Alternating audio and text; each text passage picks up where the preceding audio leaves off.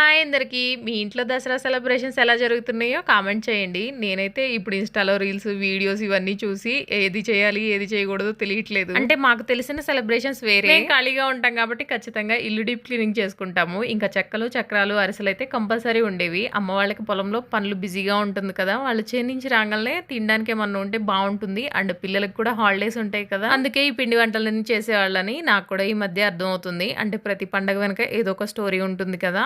Course దీనికి వేరే story ఉంది. బట్ పిండి వంటలు ఎందుకు చేసుకుంటారనే దానికి స్టోరీ అనమాట. నాకు కూడా పిల్లలు ఇంట్లో ఉన్నారు కదా! ఏమన్నా స్నాక్స్ చేద్దాం అనిపించింది. అందుకే ఇంట్లో పనులు కొంచెం తొందరగా కంప్లీట్ చేస్తున్నాను. బట్ నా ఎనర్జీ అంతా ఇవన్నీ క్లీన్ చేసుకునే లోపే అయిపోతుంది. ఇంటికి వెళ్ళే ఆప్షన్ అయితే ఇంకా లేదు. అంటే మొన్ననే వచ్చాం కదా! కొంచెం సెట్ అయిన తర్వాత వెళ్దాం అనుకుంటున్నాము. ఈ రోజైతే బీరకాయ పులుసు అలాగే దొండకాయ పచ్చడి చేద్దాం అనుకున్నాను. బట్ బీరకాయ పీచు పడేయలేక అది దొండకాయ పచ్చళ్ళు వేసాను. ఈ వీడియో కింతే వీడియో నచ్చితే లైక్ చేయండి. అలాగే ఛానల్‌ని సబ్స్క్రైబ్ చేసుకోండి.